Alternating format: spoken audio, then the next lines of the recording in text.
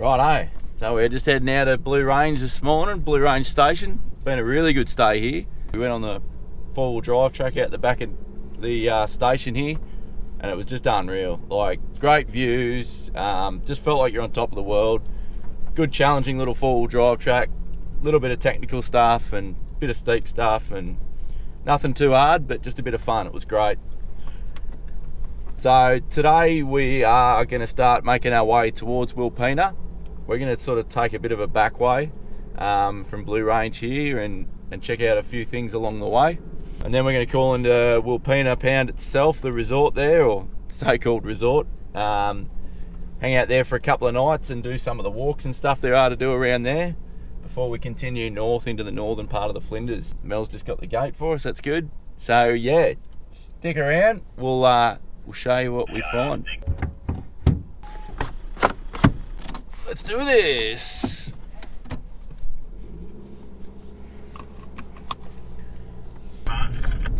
Oh, just these gravel roads that wind their way along the range, and then just all these creek beds that you go through. I love this sort of driving.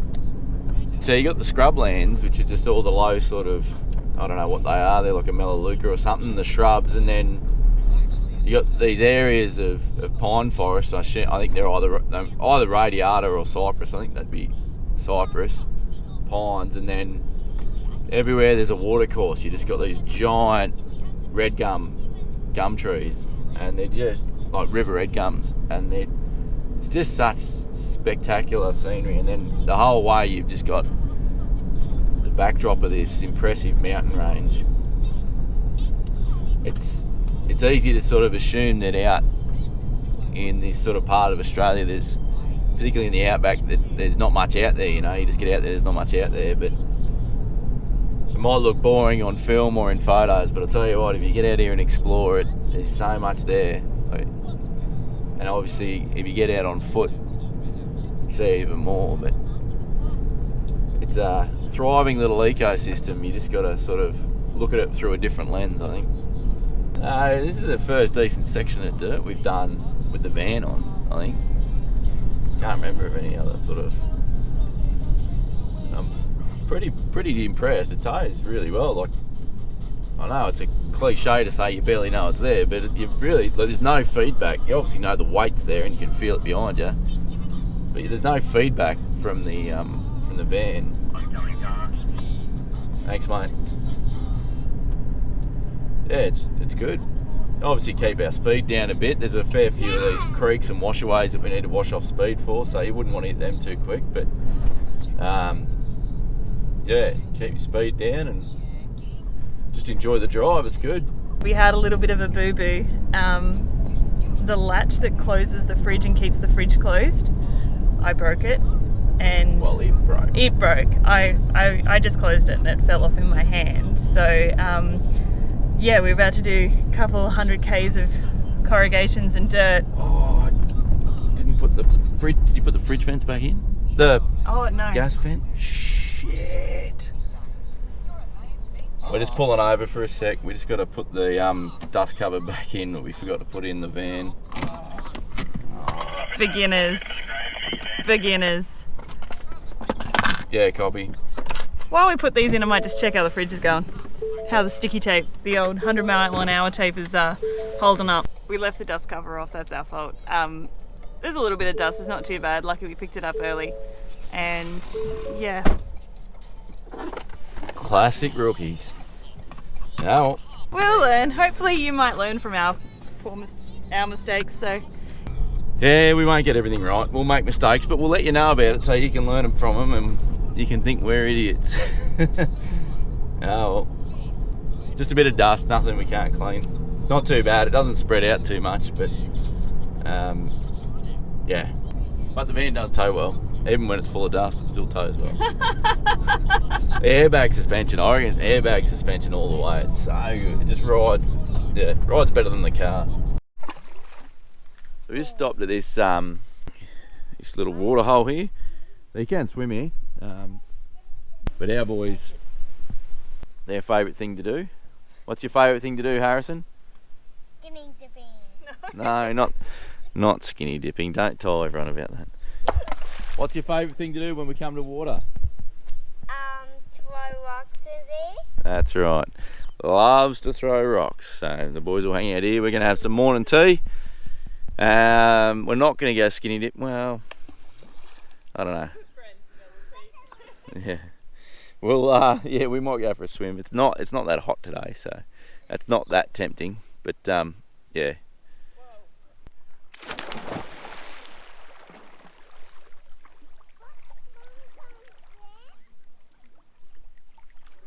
Holy shit, that was freezing! Did touch something, so, but not hard.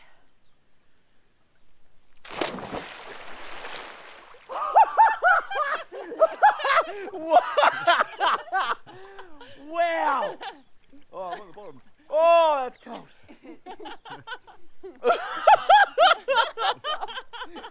Oh, what a joke! Oh. Yikes! I reckon it's about 8 degrees. It is a bit salty, eh? Yeah. It's so warm. Go for a swim, they said. It'll be fun, they said. Oh. You'll feel so good when you're out. That was cool. That was good. Really cool, wasn't it, Dale? Holy dooly, that was cold. That was some cold water, but it was good fun. What do you reckon? It was pretty nice. I liked it. It was fresh. It was definitely fresh. Maybe somewhere between 8 and 10 degrees, I think. The water was. I don't know. It's always hard to tell. It Always was hard to just guess. a beautiful little oasis. Nice place to go, wash your hair, have a dip. I don't know where we are. I don't know how we found it. It's not marked on any maps, is it? No. It's local secrets. Yeah, hit us up with a comment if you want to know where it is. Yeah, good little swimming hole. There's not a lot of swimming holes in the Flinders. I mean, I imagine there is when there's been recent rain, but good little spot to have a quick swim. A little bit salty actually, which is interesting. So we're going to continue along now to some ghost town ruins, a town that was built but never lived at. We'll find out more when we get there. Bit of mystery. Bit of mystery. You're an international man of mystery, aren't you? Will Dale? we make it? Eh? What will happen to What will us happen when we get next? there? Yeah. So maybe this is the cellar for the pub for the hotel. So there's a lot of rooms here, so it looks like the hotel. So this is Symonston, or as I like to pronounce it, Simonston. Good one. All right. So this was the town that never was. So in 1872 was when it was first surveyed to be a town, and they advertised it to everyone saying, quick, come and grab your block of land, you know, this is going to be the next big thing. Don't miss out on this fantastic opportunity. Looking around here, I don't know how you'd miss out on a block of land anyway, but and then by 1880 they started building the first buildings here. So this was I'm pretty sure this was the pub, and across the road was the general store. They never finished them though. Once they started construction, they got word that the Garn rail line, which was the main reason they were building here, was because it was going to be on the rail line.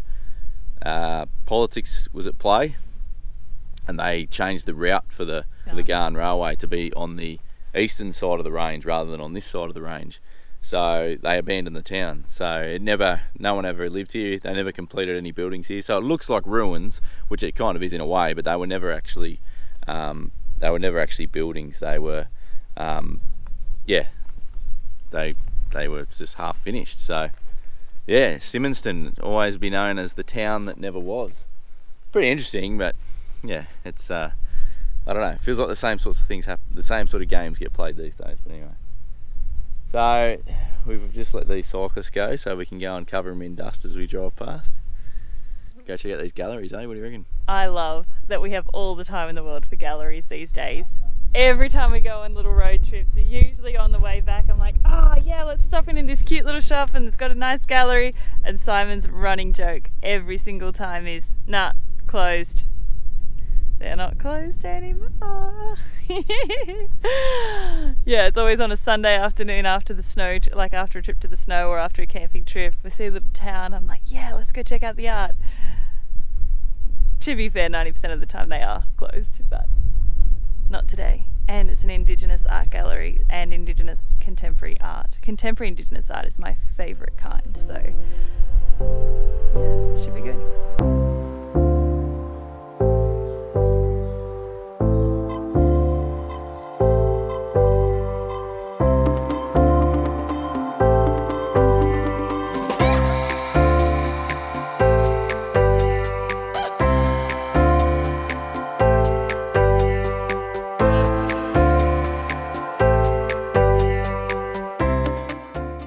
Driving Miss Daisy, that cyclist, She does not look like your everyday cyclist, or doesn't look like someone who cycles often. This would be the worst one. It's just a dead straight road, gravel road for like 40 kilometres. I disagree. There's beautiful mountains and it's a flat track, no hills. Yeah, the same mountains you're going to be staring at for the next 3 hours. As you just stare off into the distance, imagining what it would be like if you had an engine in your bike. The peace and the quiet and the serenity and no one else with you and just by yourself. Oh, the dream. I don't get it. Do not get it.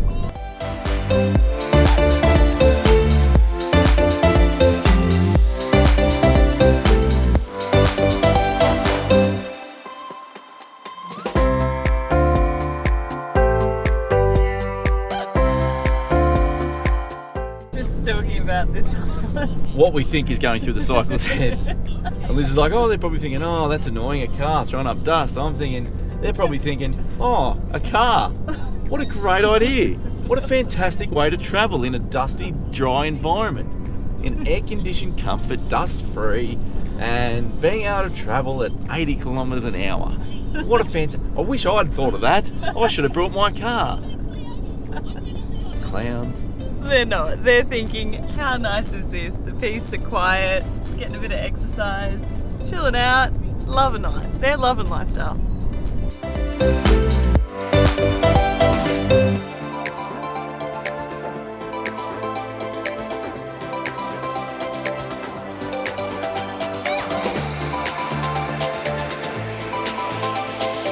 So just having a conversation that you have with your husband before you go to an art gallery, and in that you know, we don't have a lot of room in the caravan for any more art, but I do want some art of our travels along the way. So I'm, you know, prepping him, saying, you know, if I see something that I really, really love, I'd love to buy it, and we'll just ship it to my mum and dad's, and they can hold on to it for us while we travel.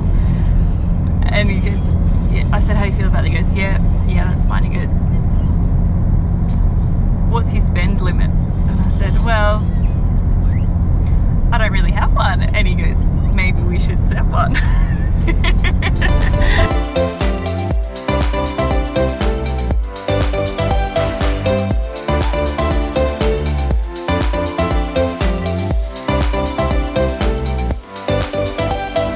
Made it into Hawker. We just went and got some fuel, and then we're just stopping in here for lunch. There's a nice little playground here for the kids to have a bit of a play, stretch their legs, and a nice big bit of grass, which I think could be the last bit of grass we see for a while. We're heading north for a while, so who knows when we'll see grass again. Apart from us leaving the gas vent open, once we shut that, no dust in the van, which is cool. It's bloody awesome, actually. Obviously that was a big reason for why we bought this van, was for its off-road ability, and it towed really well. The road was in pretty good condition, mind you, and no dust in, which was our number one. No dust to, well, apart from our little whoopsie, hey darling. Oh, whoopsie daisy, that was my fault. But that's alright. We've learned from our mistake. We definitely won't do that again until we do it next time. So we're just heading out of Hawker. The galleries are actually closed because we're here on a Sunday, so it's only to keep you keep an eye out for is what day you're actually visiting a small country town, because not everything's open every day. Anyway, we've been there before, so why would you want to go again? It's just another gallery. Yes. Nothing changes in 2 years' time, ever. We're going to just stay at the Wilpena Pound Resort, which is just the main sort of area. It's just a good base for doing some of the walks that were there, so it's not our favourite sort of camping, but it's just convenient. We're also keen to do some camping in more bush camping in other parts of the national park before we continue on, so strap in, settle in, we're going to go for a drive.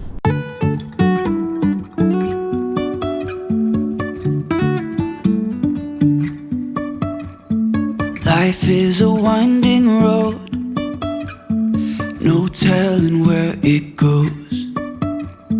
Driving through days and nights, won't stop for traffic lights. And I really wanna know if I'll ever figure out where the road goes. So Mel and I are child-free on our way up to Akura Rock to see some cave paintings. It's a 2-hour return walk apparently, moderate hike, and I love when your bestie drives all the way from Canberra to the Flinders to come and hang out with you, and we end up wearing the same outfit. Alright, let's go check it out.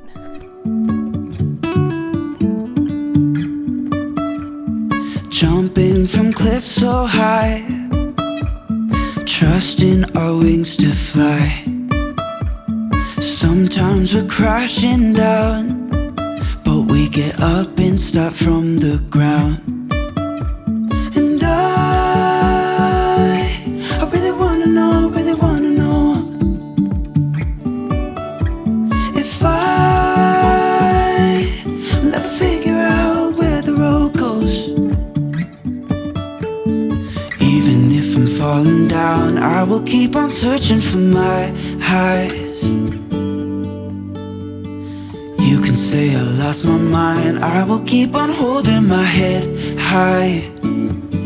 Even if the sky is falling down, even if the sky is falling down, yeah. The sky is falling down. I think it's a real shame that this cage is here. I can see why it's there. It's probably the distance of a spray can. It's probably set at the distance that a spray can could do damage. And it's just so sad that, you know, one person with a spray can could ruin 40,000 to maybe 60,000 years of history. And it's just so sad that the cage is, I guess, there in the first place. So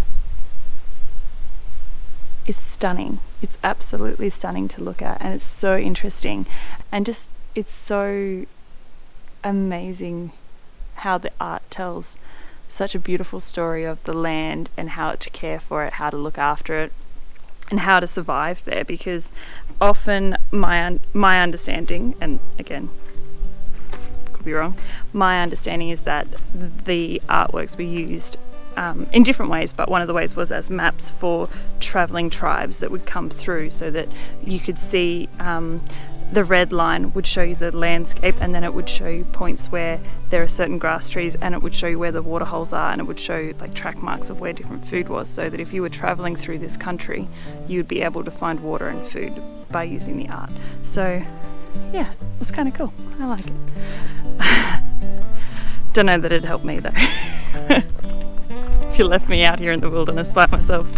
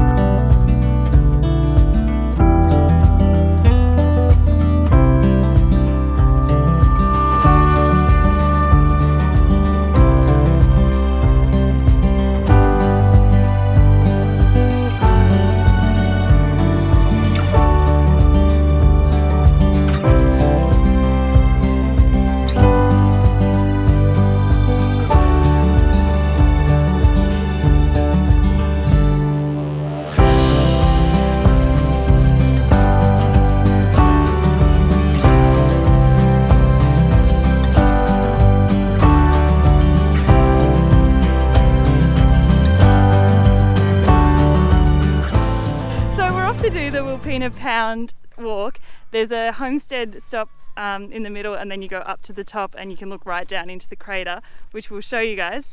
And there used to be a shuttle bus that would take you from the resort to the base of the mountain basically, which back in return knocks off 4Ks off the trip, which we thought beauty. We've got Harrison and James and Jude with us. We've already done a big walk already this morning. We're going to pay the $13 and be a little bit lazy. And we get there to go book it, and the lady said that the bus hasn't been running for the last 2 years. So it looks like we're doing the full 7K walk, and yeah, we'll show you what we find.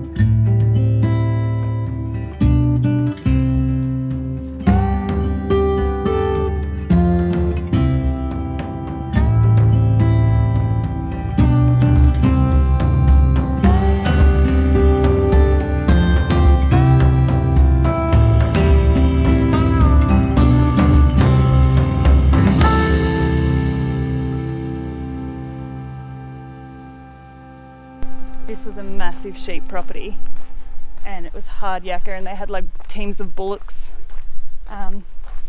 land clearing of course, through here. And I think the story was that the South Australian government gave people land, but they had to have certain quotas filled to be able to keep the land, so they had to have like a ridiculous amount of sheep on their property for the actual property size, like things you wouldn't do now. Yeah. Just to move forward with progress, I guess, and making South Australia a colony.